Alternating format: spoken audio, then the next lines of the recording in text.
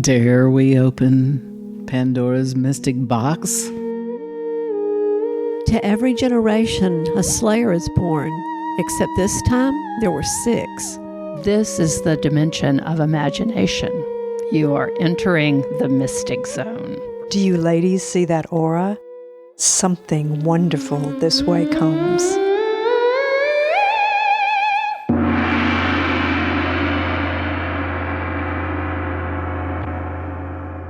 Welcome to the Mystic Order podcast. We're the Mystic Order of East Alabama fiction writers, 6 women of an age seeking the sublime in the ordinary. I'm Mystic Marian, the dog whisperer. I'm Mystic Joanne, the Mystic Defender. And I'm Mystic Mary, the nebulous mystic.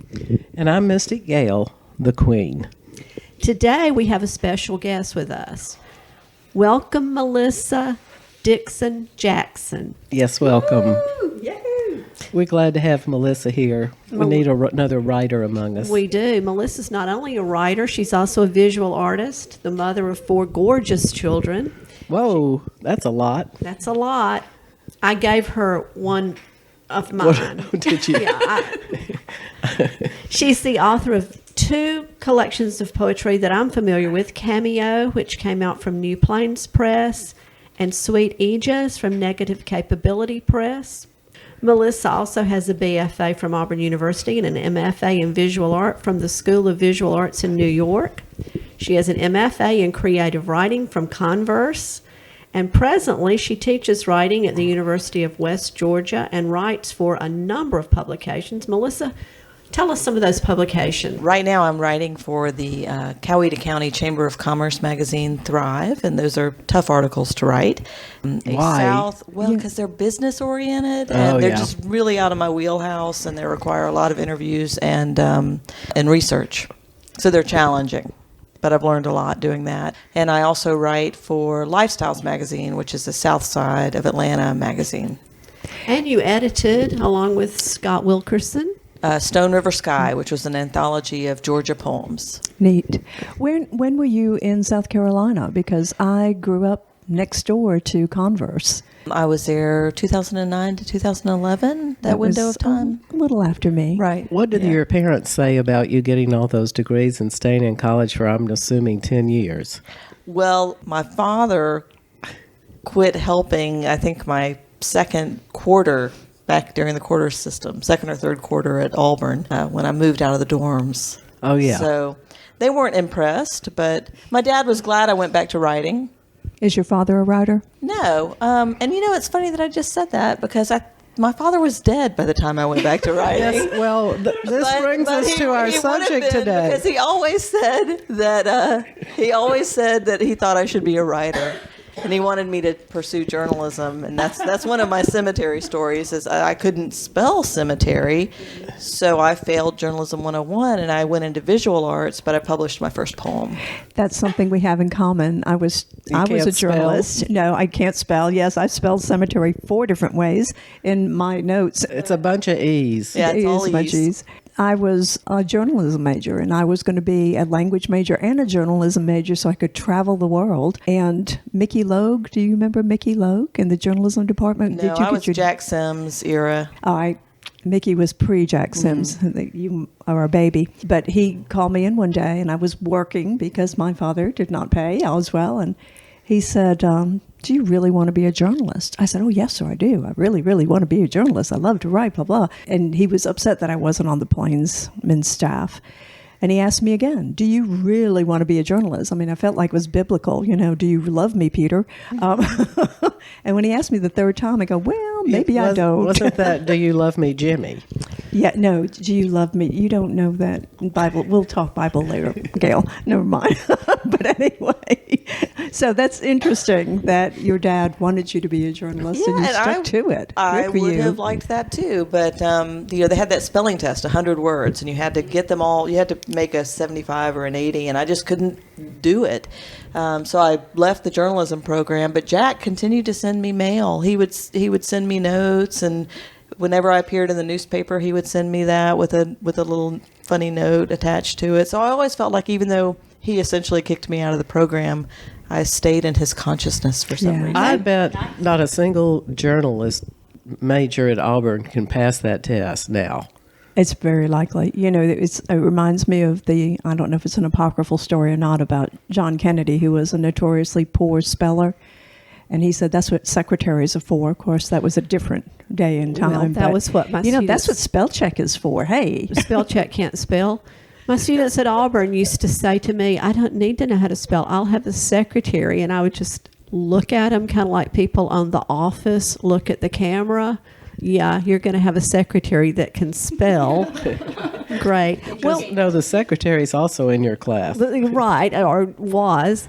Well, the reason we're gathered here today is to do a mystic podcast about graveyards. And this morning I was thinking about, wonder why we wanted to do a mystic podcast on graveyards. Because we're all creepy. Because we're all creepy. And because I think graveyards, because they're both functional and sublime, no, they're both functional and aesthetically pleasing, I think they meet the criteria for being sublime. So they're attractive to us. And if they're functional, aesthetically pleasing, and we love them, then Marie Kondo, what's her name? Marie Kondo. Marie Kondo will let us keep them in our lives. That's right. So, that's right. Yay. So we've all come to the table today with stories that at least tangentially have to do with cemeteries. I want to say I was strongly in favor of talking about graveyards instead of cemeteries, so that we would not have to deal with a spelling issue, and also because graveyard is just a better word. Cemetery sounds so bland. So I did some extensive research on my phone and found one of the differences being that a graveyard is a burial ground attached to a church, where the property is attached to a church. And a cemetery might be a municipal area, not necessarily part of the church grounds. That's interesting. I'm so glad you did that, Mary. I noted that too. And the word cemetery comes from a Greek word meaning sleeping place. So a cemetery does not have to be a graveyard. The catacombs are cemeteries. Awesome. So, or I would imagine if you buried your dad in caves on a hillside, that would also be a cemetery as opposed to a graveyard. Well, what is a columbarium? Well, that's got skull in it Yeah. in Spanish. Calavera. Well, there is a columbarium at St. Dunstan's in downtown Auburn, where the remains of our dear friend Kent Ekman lie in state. What do they do? What do remains do? Where they are, and it doesn't look like there are very many other folks in that columbarium. So it's one of those against the wall. I know there's a better word for it, so I'm just going to hush. It comes from the word stones that eat flesh. Ooh. Oh. I was hearing calavera, which is the word skull in Spanish. That's what I was hearing. I'm sure that the Latin, ties over into the Spanish. But that's where they put the remains of cremated remains, columbariums. Yes? That's what I thought. Yes, they have to be cremated. Yes. Yeah, they wouldn't. Well, Yeah. not in New Orleans, but that's for later. I read in an Atlantic article preparing for today that in America, we didn't really have cemeteries outside of graveyards at churches until 1831, which I thought was interesting. They have just discovered the oldest cemetery, they think, in the world, but very likely in Germany, in Gross Windenwalde in Germany. It, they believe, is 8,500 years old. Wow. I know, that you wouldn't even think anybody would be in Europe then. To me, one of the most interesting things about German graveyards is you can only keep your plot for a certain number of years. Right. And 30 is tops. And if your people want to spend $5,000 or $10,000 more dollars, then you can have it for 30 more years. Otherwise, they're going to bury you deeper and put someone on top of you. But they do that anyway because usually they have a family plot that is probably as big as this table, which is about 3 by 8 maybe.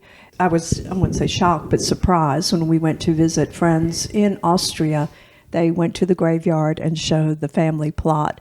And she said, her in-laws were buried there, her husband was buried there, and literally it was an area this big. And this is before the Catholic Church allowed cremations. So the bodies were buried there. Yeah, they were stacked. Well, you I know, think that's not a bad idea. Well, the thing about it is, I want to be buried in the backyard of my parents' home in Russell County because that's where my dogs are buried. And you have to jump through all kind of hoops to get to do that. So I have decided in the meantime that if I'm cremated, John David can bury me anywhere he wants to without the government knowing. He can just dump my ashes out there in the backyard, dig a hole and put my ashes in. The Mystic Defender and you will talk later, Okay. Marian. Oh, there's millions of people buried illegally everywhere. Well, but their whole bodies are Lakes. just their bodies. No, not their bodies. With You that- want your whole body buried? I in wanted my whole body buried Well, there that's with the no. dogs. But see, we had a swimming pool, and we were going to drain the pool. And when my parents don't live there anymore, we were going to drain the pool. John David was going to dress me up in one of my outfits and lay me in state in the empty pool. And then he was going to bring all my treasures and put them around me and put plexiglass over the top. And he was going to charge Would you be people. embalmed? Yes, I would be preserved in honey, but then we were going to charge admission. She really wants to be an Egyptian princess. He was going to charge money for people to come see me. Can I say damned if on this podcast, damned if my parents didn't fill in their pool this summer. So darn it. there went my. What was Mama thinking? So now it's just going to have to. I'm going to have to be cremated because my perfectly preserved Egyptian princess body can't be in the drained pool anymore. Now, how is he going to preserve you? Honey. Marian, there's always the drive-through museum. Well, there is the drive-through museum. Well, in the past, people were embalmed in both frankincense and honey. So I had thought something along those lines. When Joanne was starting that honey farm she was starting, I had in the back of my mind. Going back to it, so I'll definitely put some honey aside for you, honey. Thank you. You're welcome. Well, how Didn't all your bees die? Yes, they did. They I don't think the queen was a very robust queen. Are you and speaking of unfortunately- me? No. The bee queen, Oh, I see. not the queen. No one will ever The bee accuse me queen. of not being They're robust. Well, I want to ask if all of you have memories playing in graveyards growing yes. up. I mean, I think that's where it starts, don't you? As Yes. children, we all played in graveyards. Yes, and I think Truman Capote did too. I'm sure. And he wrote a short story about someone sitting on a grave singing. Do you know this one? It's a Christmas I don't short story. know. Of course, in a graveyard. Well, speaking of Truman Capote, since I brought him up, he is in one of my all-time favorite graveyards, which is I think it's in downtown Hollywood, but it's the Pierce Brothers Westwood Memorial Park. Marilyn Monroe is there, and as soon as she got her ashes put in the columbarium, Hugh Hefner bought the one right next to her, so when he died, he could be next to Marilyn Monroe. How romantic. Yes, it's a great graveyard, and if you're ever in L.A., you should make it your business to go to the Pierce Brothers Westwood Memorial Park, because not only is Hugh there and Marilyn, but so is Farrah Fawcett, Rodney Dangerfield, Jack Lemmon, Natalie Wood, Dean Martin, Roy Orbison, and Truman Capote, and that's just to name a very few. So they went there instead of Forest Lawn. Right. Well, and then there's Forever Hollywood, which is another wonderful one. I'd heard about that's why I was saying, why not Forever Hollywood? Because that's what I heard. I've always heard that cemetery. The last time I was at Forest Lawn, because I love to go to cemeteries, and if I visit a town, I go, there's a sign up that said, if you remove flowers from these gardens, calling it a garden, you will be prosecuted. And behind this sign is a herd of deer eating every fresh flower in the gardens. But back to Pierce before I stop. Back to Pierce Brothers. There are three favorite epithets I have there. One is Mel Blanc, who did the Looney Tunes cartoons voices. And on his grave, it says, "That's all, folks." That's all, folks. And on Rodney Dangerfield's is, "There goes the neighborhood." And on Merv Griffin, it says, "I will not be right back after this message." Where's your favorite cemetery, Melissa? Well, to your other question, I've only recently started playing in cemeteries, and that would be Oak Hill Cemetery in Noonan, Georgia, which is also the place where my grandmother made me pose for very awkward pictures when I was 6, 8, 12. In the graveyard? Oh, yes. She had a favorite spot that she liked to take We'd pictures. like to meet your grandmother if she's not in the cemetery. She is in the cemetery now, but she set a bench up so we could visit frequently. Oh, I like that. For the last 2 years, I have had the pleasure of being in the Noonan Cemetery Tour, and I've gotten to play Remarkable Women. The first one was remarkable because she adopted her late brother's many children and then raised them, moved to Noonan so that they could go to College Temple Academy, which was a school for girls, right around during the Civil War and after the Civil War, and took care of these kids and sent them to school and got them on their way. And to this day, that family has had money. In fact, our McRitchie Hollis Museum is named for that family because they donated the money. So I got to play her, and I had a Bible verse in my speech that I gave. And just a few weeks ago, our local amateur historian came up to me and said, I was talking to so-and-so whose family is friends with the family that you represented at the cemetery tour. And we're pretty sure that she was a madam in Columbus, and that's how she made all her money. Awesome. Wow. So What's her name? Her name was Jessie McRitchie. So I don't know if that's true or not. So, if you're a relative of Jessie McRitchie's listening to this, we don't know for sure. But Jimmy Davenport said that she may have been a madam in Columbus, and that's how she bought that lovely home. But that was like Civil War That time. was Civil War. Okay. And then Yeah. the second one I played, we knew from the outgo that she was a criminal.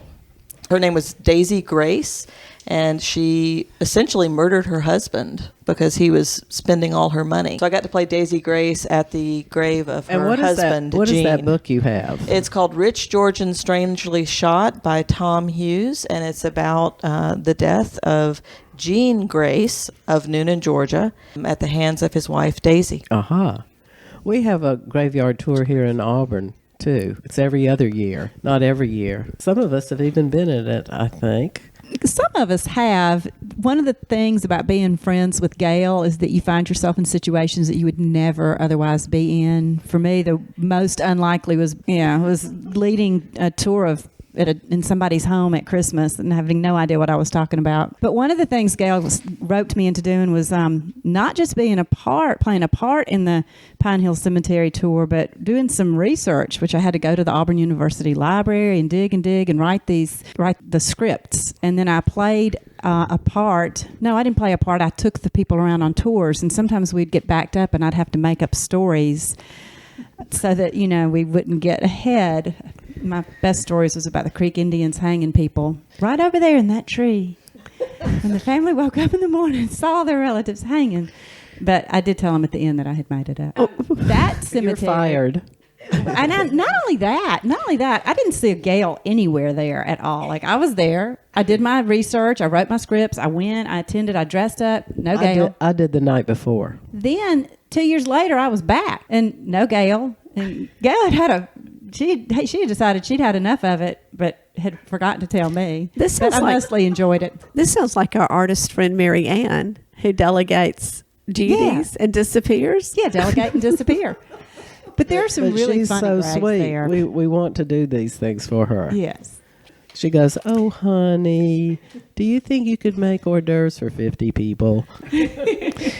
Melissa, I think you mentioned spending time with Robert Overstreet in a graveyard. Yes. When we were talking earlier. A couple of decades ago, I was at his farm, Brinson's Race, down in Statesboro, Georgia, and he had a tradition of going to the family cemetery on New Year's Eve and being with the deceased relatives. So we spent the evening hearing stories of his family members, some of whom had been slaves with the family, and some of them his direct ancestors. and we sang songs to them and told stories, and we had our drinks in our hands. Is this and, like a Day of the Dead thing? well, it was an hour of the dead from about Georgia.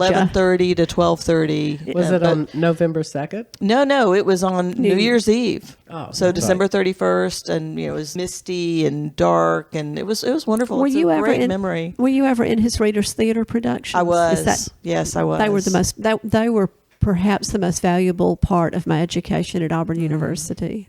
Yes. Well, that is very Victorian. The Victorians would Yeah. go and have picnics around with their family members in the cemetery. I read that Background, yeah. they would walk, they would have carriage races, Yeah. they would have picnics, and it was the public park of the day. Exactly. Which brings me to a contemporary issue: Pokemon in cemeteries. Have you guys had to face that here in Auburn? No, what is it? We did at the museum. Pokemon? Yes, a few years ago, 2-3 years ago, there was a problem with Pokemon Go players traipsing through the cemetery during funerals or other somber moments, and they passed legislation in Noonan to prohibit playing Pokemon Go in Oak Hill Cemetery. I want to say right now I would like to have Pokemon Go, several of them doing this while I'm put in the ground. But in a way, I mean, that's what they used to do. They used to do fun Well, things that in the brings cemetery. me- that brings me to the other favorite cemetery ever. In Hollywood is called Hollywood Forever Cemetery, and it's near Paramount Theater. And the first time I wanted to go there, I looked it up on TripAdvisor, and TripAdvisor said, they were rating it and said, wonderful refreshments and appropriate for young and old. And I'm thinking, that's very unusual for a cemetery. But as it turns out, it's also an event center. And they have concerts there. And the other thing they have there is the Day of the Dead celebration on November 2nd. It's a big deal. I don't know who this person is because I'm not a music person, but Johnny Ramone is buried in this cemetery, and it's a life-size statue of him playing a guitar. Yes. And my young son, who's a music freak, well, he's not young anymore. Oh dear, somebody's calling to say they It love must me. be, I know, it must be a mystic moment time. Yeah. Well, somebody tell me about their cemetery. Well, when I was growing up in rural Russell County, I grew up between a Methodist church and a Baptist church, and I have a little bit of a story about each one. The Methodist church had a grave. Of course, this was an old church where families had wrought iron fences around their family plots, but all families didn't have the wrought iron fences. But outside of the boundaries of what was the actual cemetery was a brick grave, just a brick, a rectangle of bricks. And it belonged to a man named Patrick Murphy, who had come through in the spring. He was a handyman who just traveled. I guess I don't know. I've never been able to find out whether he traveled by wagon or on foot, but he came through yearly and did odd jobs and then went on to somewhere else, and he happened to die in Jernigan while he was there, and they didn't have anything to do with him, so they buried him behind the cemetery at the Methodist church I grew up in. And one of my early stories makes reference to Patrick Murphy's forgotten grave. One Well, of that sounds like something out of, Carcache. well, yeah, but Mary Helen Brown's book. Yeah, kinda. Where they had that slave buried apart, Yeah. and that guy buried apart. Right. Yeah. Well, he wasn't a member of the church, but he was an Irishman who came through and did handyman work. he was Catholic, and they wouldn't let him in the Methodist. Possibly. Cemetery. Possibly. Catholics do that too. And then, Well, that reminds me of one of the things we learned at Overstreet's evening. His ancestors had children with the enslaved people, and they were buried adjacent to the Overstreet plots in unmarked graves, and there was a chain link fence around the white members of the family, but not around the enslaved people. And his closest neighbor at Brinson's Race was a descendant of his ancestor who had whose mother had been an enslaved person, and her name was Fairby Chance. wow. And I've never love forgotten. that. Beautiful Yeah, it was spelled name. Pharabe chance. That's beautiful. It is. Well, the Baptist church was up the road, and the story I have to do with it, Mount Lebanon, somebody that I'm not blood kin to, but kin to by marriage is, I guess, great-grandfather was buried there. Well, that whole family was buried there. That was the Baptist arm that married into the Methodist arm. But one day the lady that cleans the church was at Mount Lebanon cleaning the church. And of course she'd heard so much on Columbus News about drive-by shootings that when she heard a loud explosion, she hit the floor behind the pulpit because she thought there'd been a drive-by at Mount Lebanon while she was cleaning. So she crouched down behind the pulpit for a while until, she figured the coast was clear. And then she crept out and she couldn't see anything. None of the windows were shut out. So she eased out into the graveyard, and this relative by marriage's grave had exploded. And his body the top was off the coffin, and his remains were there. I have a photograph, but I couldn't find it. Now, wait a minute. Stop right there. You have a photograph of the remains? Yes. There were parts of a pinstripe suit still intact. How long had he been in the grave? That's what I'm trying to remember. He probably died when my daddy was a young, either boy or young man, and Daddy's 90 now. I don't know how long. So a while. But it was way too long for gases to have built up. You know how they always say. Yeah, the Germans think that at the end of 30 years there's very little left, and that's why they chose that. We don't know, because he'd been buried way too many years for it to have been gases. I think it was Alabama gas co. We don't have that out there, though. But there was also left on his skull parts of his red mustache and red hair. And Daddy and two cousins who were this man's great-grandchildren all went up there to decide what are we going to do, because and you went to take pictures. They took the pictures. I was in Auburn, unfortunately, but because Mr. I'm not going to call the name, was now not buried any longer. And so Daddy went up there with his friends that he had grown up with to make a decision. And I said, well, what did they say when they walked up and saw their grandfather lying there like that? And Daddy said, well, so-and-so said, well, I guess we see where I got my red hair.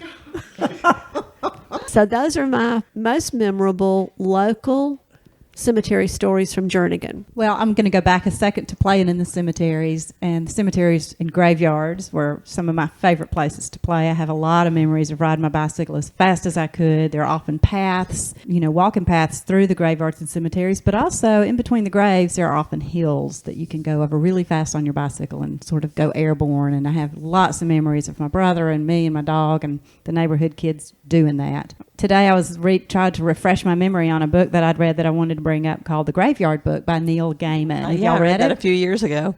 Fabulous. It's a Newbery Award winner book in 2009. It's for young adults, but come on, it's Neil Gaiman. It's good, and What's I highly the name of the recommend book again? The Graveyard Book. So I'll tell you the backstory that he was out with his watching his son riding his tricycle in a graveyard, and he thought to himself that he could write a story someday about a child growing up in a graveyard, sort of like The Jungle Book, where rather than being raised by jungle animals, he was raised by supernatural spirits. That was in 1985. And then he sat down to write the book in 2008. So that gives me hope for all those ideas that I haven't written yet.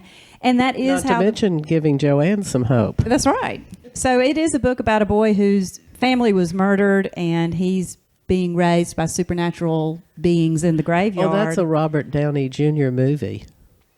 Have you seen that movie where the bus goes over a bridge and they're all, the only person that can see him is a kid named Robert Downey Jr. Who's played by Robert Downey Jr. It's a great movie. What's that movie, Marian? Robert Downey Jr. played a kid? Well, no, he played the adult version of the kid. I don't know. That does ring a bell. It's a great movie. Well, this is a little more storyish than that. He's actually got parents and people in the graveyard. He tries to matriculate into the world of the living. His name is Nobody, which is brilliant. I highly recommend that. And Is his middle name Witch and his last name is Brilliant? No.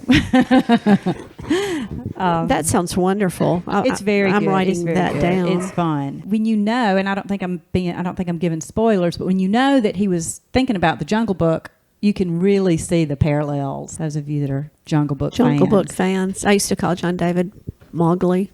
Who was Baloo? Have you read the book? Let me segue again to a graveyard story about Baloo. Doesn't Louis Prima sing Baloo? Yeah. In the Disney version, the good version of the whatever old version, Louis Prima sings the Baloo song, and Louis Prima's grave is in Metairie in Louisiana, and Joe and my husband Joe and our friend Peter and I set out to find that grave. Well, we found the cemetery, but it was enormous. It was pouring down rain, and after about 40 minutes of driving around, we found Louis Prima's grave. It was full of trinkets like they do in New Orleans. They left all kinds of trinkets. It was real close to an Egyptian pyramid grave in Metairie. Turns out that cemetery is 65 acres. So I didn't feel too bad about getting lost. Well, while we're in New Orleans, have you been to Marie Laveau's grave? Of course. Well, many times. Since I've had many friends who've gone there. I had one who did a ritual hair cutting there and left his hair on her grave in exchange for something. Well, since you've seen it firsthand, why don't you tell us about it? There or not, it's all very mysterious. Yeah, it is. The daughter and her, and she's in St. Louis Cemetery Number 1, which is New Orleans' big famous cemetery, where the psychedelic acid trip scene from Easy Rider was filmed. And if you haven't seen that in a while, it's worth going back and watching it. But after that, they no longer allow any commercial filming in the Number 1 cemetery for obvious reasons. It's quite something. But Marie Laveau's grave is... They don't allow filming in that cemetery? Correct. Because they're filming in a lot of cemeteries around the world. And in New Orleans, they're filming in a lot of cemeteries also. But after that particular scene from Easy Rider, that particular cemetery's parish said no more. Marie Laveau's grave is...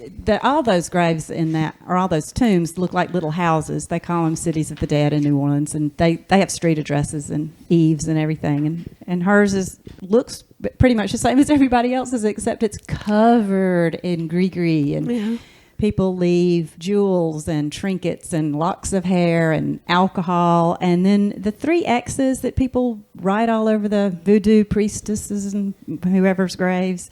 Apparently, there's nothing about that in voodoo. It's something that somebody came up with. Pillsbury flower, isn't it? Yeah, it's just a thing, and it's so destructive. And because of the destruction that the adoring fans of Marie Laveau's have wrought upon her tomb, the cemetery Number 1 is now closed to the public. You have to go through only with a tour guide. Now, you can be a tour guide pretty easily and sign up to be a small tour guide and pay like $40 to take a tour through the cemetery. So people are still going through, but you can't wander on your own. There's just been too much adoration. Last spring, I went through a graveyard in Cuba with a guide. And the most beautiful, all the statues in the graveyard were beautiful, but one particular statue was so stunning. It was a mother holding her baby. It had that Mary quality to her, very angelic, but she wasn't Mary. But she had died in childbirth, and the baby as well. And so it is their habit, I guess, when that happens, that they bury the mother and the baby together, and the baby's usually between the mother's legs. So the husband the next day said he wanted to see her one more time to dig her up, and then he would be okay if he could just see her one more time. So they did. And when they did, the baby was in her arms. Oh my God. Oh my goodness. Mm-hmm. Well, one of the things that, I guess, one of the many things that attracted me to the Pre-Raphaelite writers and painters was the story of when Lizzie, is Lizzie the one who got pneumonia posing as Ophelia in the bathtub, I believe, and who knows? And she died, and she had the red curly hair, and he was so heartbroken that he buried his handwritten manuscripts with her. So time passed, and everybody said, Dante Gabriel, you shouldn't have done that. You need those poems. And so they went out into the graveyard one night, had torches, dug Lizzie up, and to get his manuscripts out. And her hair had continued to fill the coffin, and her fingernails had grown. And when he took the packet of poems out, her red curly hairs were interlaced with the manuscripts. That of course, when I learned that, I knew I was going to be an English major. You know, that's the kind of thing that drew me right in. I have a couple of travel cemetery stories.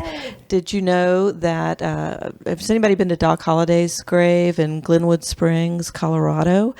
My stepmother moved to Glenwood Springs, and we went to visit and had to make a pilgrimage up a pretty high hill in the dry heat of Colorado in July, I think it was, to Doc Holliday's grave. And people leave cigarettes and playing cards and coins at his grave. And I only learned then that Doc Holliday is from near where I live in Georgia. And they don't know if his body is it Grantville? It's either... They don't even know that he's buried in Glenwood Springs. That might not be his gravesite. He may be in Grantville, Georgia, about 20 minutes from my house. Oh, We're my not goodness. sure. So that was fun. And then the other one is I traveled to Denmark in the 90s when I was between semesters in graduate school to visit a dear friend of mine, and her home was adjacent to Karen Blixen, Isak Dennison's farm. And one day, while she and her parents were out running errands, I put on my walking clothes and I walked across to Blixen's farm and found her grave. Oh. But I did not have a camera. This was, of course, before we had phones on our cameras. So I borrowed a family camera of theirs and took it with me. And I took a selfie of myself at Dennison's grave, which her family did not know was on their roll. And they had it printed. And they're, what is your weird American friend doing, taking pictures of herself at our neighbor's grave? Robert Overstreet had imbued in me a love and respect for Isak Dennison, and I needed that damn picture. And your grandmother had taught you to pose at graveyards. That's right. I'd been taking pictures in graveyards for a long time. Have all of y'all been to, this is a long way from Denmark, but have y'all been to the valley to see the grave of little Nadine? No. In the dollhouse. That's always when I would teach. Is that in Ladonia? Fredonia. No, it's well, I went there. I just call it Valley. Okay. Because I don't think it was in Fredonia. You know, it could have been the time I know that I went to Fredonia, I went a different way to get there, but that doesn't necessarily mean anything. Well, Valley is about 4 or 5 different things put together. Yeah. 5 whole towns put together. When I used to teach Carlos Fuentes, the doll queen, I would always take the clipping from the newspaper about little Nadine's grave in because my students thought that the doll queen was just so weird. And so I would say, well, here's a real life story. So, you know, this is not so weird because it's fiction. It's human grief and suffering. She had wanted a dollhouse for Christmas and died at 4 years old, shortly before Christmas, and so her parents built the dollhouse, and if I understand right, her grave is inside it, and they continue to change out the toys. If you go there today, they're fresh toys. I mean, people continue to put toys in there, and her tombstone, this is one of the most touching things, her tombstone is inscribed, "Me want it now." Because she wanted that dollhouse. You know, she wanted that dollhouse for Christmas, and then she didn't live to Christmas to get it. It's kind of heartbreaking. Yeah. And our parents are buried next to the dollhouse, and they have the whole area fenced in with the fence. You know, there was always, and we could go into symbolism and things that people have made into, you know, put on their cemeteries, but you know, when we did that tour, there was the grave, Gail, of that young boy that was so touching. But he died of a bee sting. Yeah. And they went to somewhere in Europe to get this particular marble to make that boy kneeling. And it had been vandalized so many times. Yeah. Is this the Miles that's in our cemetery? Yes. I used to go to that grave all the time when I moved to Auburn. Well, now it's missing all its digits and its head. Is his head back? I don't know. I think the head of the little boy is gone, and so is the head of the lizard. The lizard's head's gone too. I mean, come on, vandals. Well, At one point, the whole statue was stolen but returned. Yeah. Currently, it's headless twice. Well, Beautiful, though. Talking about leaving things on the graves, I went to Père Lachaise in Paris, which I think I've mentioned before. It's absolutely beautiful graveyard. Jim Morrison's buried there. And I didn't realize this because I had seen a bunch of people sitting around the grave drinking, but when I was reading about Père Lachaise, and it said that the tradition is to pour half the beer on the grave and drink Absolutely. the other half. Yes. And It's a good Irish tradition. they actually do have guards nearby because there's been so much graffiti and so forth. Also buried in that same graveyard cemetery, I guess, is Chopin. Oh. And I told this before, I said it was Beethoven, but no, alas, it is Chopin. Oscar Wilde, and they leave lipstick prints from kissing his gravestone. Molière, Edith Piaf. Is that the cemetery where Wadsworth went to write, and then also Lazarus went to write, the lady who wrote the Colossus? I don't know, but very possibly. They filmed a lot of movies there.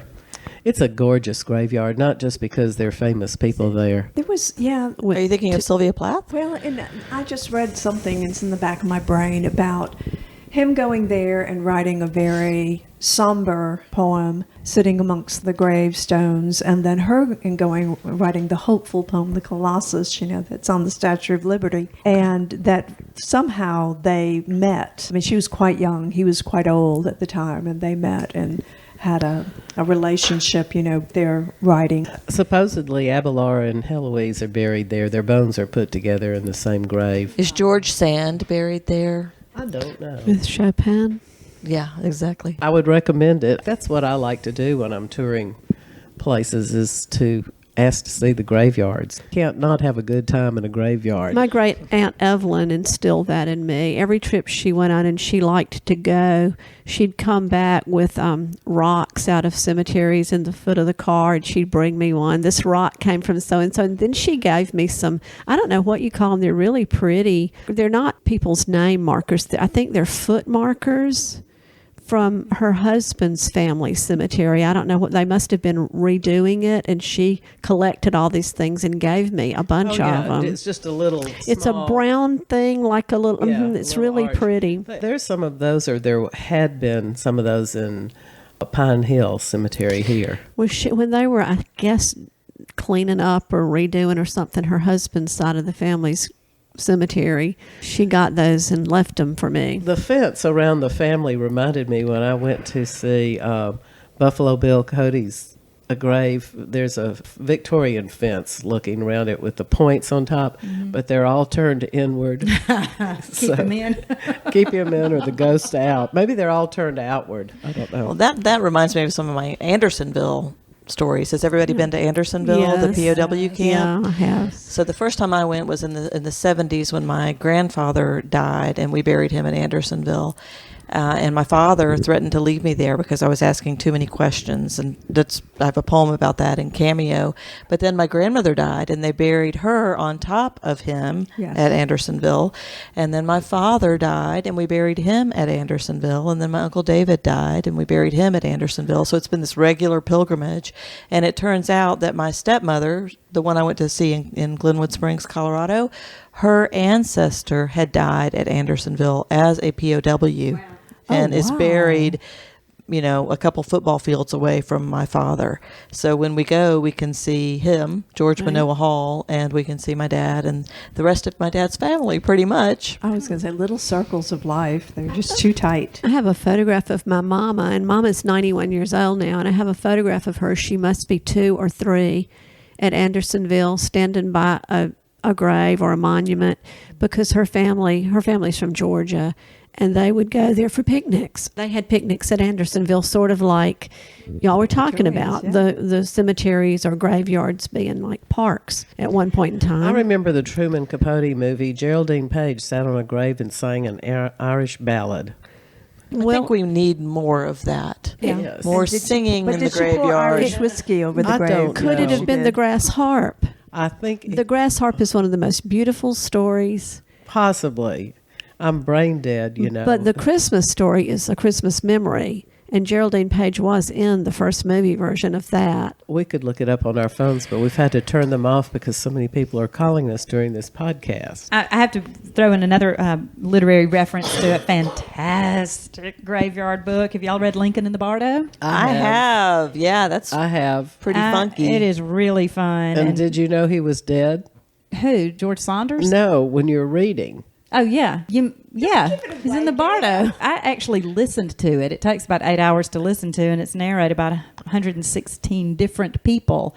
So I think the next time I revisit it, which I will because it's really fun, I'll listen to it and read it at the same time. That's supposedly the best way to hear it. I also looked that back up to make sure I had my facts right, and that was inspired when George Saunders was walking in a graveyard in D.C. and heard the tale about Lincoln visiting his son in the few days where he was interned in a family crypt. And Saunders got this picture in his head of some combination of the Lincoln Memorial and the Pietà, and thought of Lincoln just cradling his son, his dead son, and that inspired the whole book, which he wrote 20 years later. So another shout out to procrastinators. I have to tell you about the slave cemetery in Noonan, Georgia, Right. before we run out of time. There have been complaints that we respect and honor the white residents of Oak Hill Cemetery in Noonan, but we don't pay attention to the fact in Noonan that we have maybe the largest cemetery of enslaved people in the South. Wow. The only one that we know of that's bigger is in New York, and it has around 400 people in it. The one in Noonan has 240 something people in it. It was known colloquially for a while, but it wasn't until the city wanted to put in walking paths for recreation that there was an outcry not to do that through this cemetery. So they did analysis of the ground and found 240 something bodies and marked it off, and there's now an African American museum there, but it still struggles, and I would like to see that space receive the honor it deserves. And I actually think having a walking path through it is not such a bad idea. Right. No, that's a great idea. It just needs to be a respectful walking path. Why is this place struggling? There's no funding. Oh, I see. Yeah, these are all unmarked graves. There was only one grave that was marked, and it was of a 3-month-old child whose name was Charlie Birch, and his family in the years after the Civil War, they were able to start a successful restaurant for the black community. And when he died at 3 months old, they made a concrete marker for his grave. This would be a wonderful project for an art class because you're not going to have names for these people. You're only going to have this place where their remains are. Well, they're looking at actually exhuming some of the bodies and doing some DNA analysis. Wow. Well, an art class could make lovely markers. We need a horticultural class to Yes, come in and a get rid of the horticulture class poison as ivy well. that's Yeah. still there. Yeah, And tell us where this is again. It is on Farmer Street in Noonan, Georgia. Is there a movement to donate for this cause, or is there a place? There is an African American museum there that takes care of the cemetery, and yes, they can receive donations to support the work that they're doing. When the grave diggers came to dig the grave for my mother, I've got either 6 or 8 plots at Pine Hill Cemetery, and I think they're the last ones. Several people have asked me, could they buy a couple, and I keep thinking, do I want to spend eternity next to these people? I'm going to have to think about it. But when they were burying my mother, the gravedigger said, if we hit a remains of, and this was an Indian or a slave, then we will move your mother over to the next plot since you own it. And I said, no. We're going to move the Indian over to the next plot. They're welcome to spend eternity with me, but I'm afraid Mother would have a fit if she went next to my father and would haunt you. Before we run out of time, I just have always liked this story too. In Butler, Georgia, there's a small cemetery and a churchyard, graveyard, whatever the one that's in the churchyard is. Graveyard. There's a graveyard. I don't know whether it's the Methodist or the Baptist church, but I have two relatives that died before I ever knew them, sisters named Savannah and Augusta. And they're buried on they shared the same husband at two different times. He married one of them and she died, and then he married the other one. So he lies buried between Savannah and Augusta, just to show my family's, I guess, love of the state of Georgia. Well, I used to ride horses all over the place out in Gold Hill, Alabama, and there were little no longer in use churches, and we'd get off those horses and find all kinds of unmarked graves. There were graves marked with stones, and there were small baby graves, and I don't know what's being There are a lot done of about shell that. graves in those old southern. Beautiful. Yeah, I mean, we just get off our horses and ride around and walk around, and pull back the briars, and there they were. And now, as an adult, that seems so unlikely, but it's not a fan. Are there still shells washing up out of the ocean, or has Exxon managed to dissolve all of them too? Well, I think there are. You mean but in real You have life? to In be real life. You have to be in certain currents, but Shell graves are beautiful. Yes, there are where a lot of we shells, by the have way. our place down at the beach, Orange Beach, not a lot of shells come up. But at Perdido Pass, where you walk out, I'm sure y'all have been there, it's gorgeous. You have to walk a good long while. Sometimes in the morning, lots of shells wash up. And of course, in Sanibel, lots and lots of shells wash up. I've never been to Sanibel, but I have, and there are a lot of shells. And my favorite little beach place, Edisto, is completely loaded with shells. I mean, I it's hope you just bring shells solid home. shells. Do you bring shells home? I bring tons of shells Good. home. It also has loads of graves and cemeteries, which I've toured all. Well, Postman Pete is here saying that there are 5 minutes left, and we need to have a mystic moment. Ding, ding, ding, ding, ding, Ding, ding, ding, ding, ding, ding, ding, ding. Who had anything mystical happen to them this week? well, do I get to count throwing the box of rubber gloves in my washing You machine? do get to tell that. So You do mystical. get to tell that. Well, being the kind person that everyone knows I am, I had guests for dinner this week, so I wore gloves because I've had a cough, and I didn't want to give them turkey and the flu.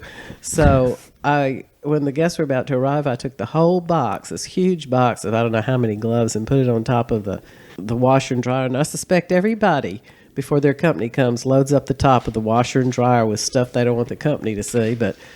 And then when I went to wash all the stuff, the tablecloths and everything, unbeknownst to me, under this was the box of gloves, which I washed with everything. And it's taken me 4 days to get it out of the washing machine. It's just in millions. And then I had to separate the, 100 gloves? Is that, I don't know, is it 200? And dry them out. So that was my mystical moment. Anybody else have a mystical moment? Or a moment that you want to share. I have a friend who had a mystical moment, and tell I us. can embarrass her by telling this. Please do. I'll start by saying this is the same friend that in the 1990s, she and I went for a walk through a Salem churchyard. And as we were walking through among the buried witches, I thought to myself, it would be so cool to see a grave with my birthday on it. And I looked down, and there was one, April 1st, Oh, my. 1670 And is this something. Salem, Alabama, or Salem, Massachusetts? Salem, Massachusetts. She lived in Boston at the time. Because they're witches, both Salem. She's very willing to believe in certain things. And yesterday, her husband and son were on their way to the gym, and her 15-year-old son knocked an ornament off the tree. And she thought, well, I'll just let them go on. I'm not going to reprimand him right now. I'm going to let them go on to the gym, and I'll get it later. And she said she sat down and started reading and got distracted, and she looked up, and the ornament was back on the tree. So she called me, and I didn't son snuck answer. back in the And house. she called a few other people, and she finally got someone to talk to. But she said, I really wanted to drink, but I was afraid to get up. And I said, thank you out loud. And But so- you didn't tell so- us her name, so we got to well, introduce her properly. her name is Jennifer. Anyway, while I'm on the phone with her, I told my son to call her husband. And he did, and sure enough, her husband had put it back on the tree while she was distracted. So That's what I figured. Somebody but done it. she had a good 45 minutes of absolute terror. Well, one of these guests at the dinner where I washed the table napkins with the thousands of gloves told us something kind of mystic, and that is when she loses something, she starts imagining where it might be, and she has a pen in hand and a pad and she'll just draw pictures. And she had been out raking her yard. She lives on a palatial estate and had 24 sacks of leaves. And the next day she got up and her car keys were gone, and she thought, it's in one of those sacks of leaves. But she was drawing. That's what it was. And she was drawing leaves. She went, oh, it's in one of those sacks of leaves. Well, now that brings up good old May Haley Lancaster, doesn't it? Yeah. So I have something to tell you. I know May Haley comes up now and again, and I wrote the article about her. That Marian played my Haley for the feature article. But I was telling the story of May Haley on the campus of the University of West Georgia the other day, and a campus police officer, walked up and said, I just want you to know that I was May Haley's ghost. And I said, what do you mean? And he said, when I was a teenager, I would hide in the bushes near her grave, and anytime anyone came by to visit, he would make the noises and move the bushes. I love it. And now he's a police officer? He's now a police officer. Well, I don't know. What does that say about our police force? They're good.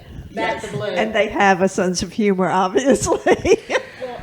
I wish the person who's been sitting behind Miss Peacock's grave at the Pine Hill Cemetery, scratching and scratching every time I walk by, would come forward and confess. Scratching? Scratching and scratching. What is he scratching? The trees? It's the trees or the branches. It's just a scratch noise behind Miss Peacock's tombstone. I think it's Poese. No, Think Poe's that's not even in nearby. town. Poe's not even in town right now. I say we take a mystic trip out to that cemetery, take a walk around, investigate, and report back to the Reader's Well, Museum We should have with. done that We thought earlier today. we Yeah, we should have. If we'd known the weather was going to be good, we would have broadcast from there. That's right. That's a good idea. Next time. Yeah. One thing about Pine Hill, since y'all brought it up, and we can keep this or leave it, I used to find letters to the daughter of someone buried there that was the daughter of one of the people that buildings on campus are named after, and some current young man, student, had fallen in love with this long dead girl and would leave love letters for her on her grave with a rock on them. Sweet. And I would go there and find them and read them. We need to wrap this up. Who's going to do the summary? I will do the summary. You can find, I know. And the summary is. Well, we want to thank Melissa first, Thank too. you, Melissa, for being here. Thank you for having me. It's really been fun. You can find the Mystics and the Mystic Order of East Alabama Fiction Writers on Facebook, Mystic Order of East Alabama. And you can find the podcast on Twitter at The Mystics. That's Mystics with an S pod. And YouTube. Drop us a line at themysticspod@gmail.com, and you can contact us directly to schedule readings or to order our books. So we'll come to your book club, to your backyard parties. Yes, it's going to graveyard parties, absolutely. Or yes, if you want to have a Day of the picnic, Dead party. a Day of the Dead party, or that's a little ways off. Let's see, something closer, maybe an Easter party in New the Year's backyard. Eve. Derby. New Year's Eve. A derby An party. Easter party? Yes. We could have empty tombs. There you have it. If you've enjoyed this podcast, please rate, review, and subscribe. Tell all your friends. And ladies, remember, be the flame, not the moth.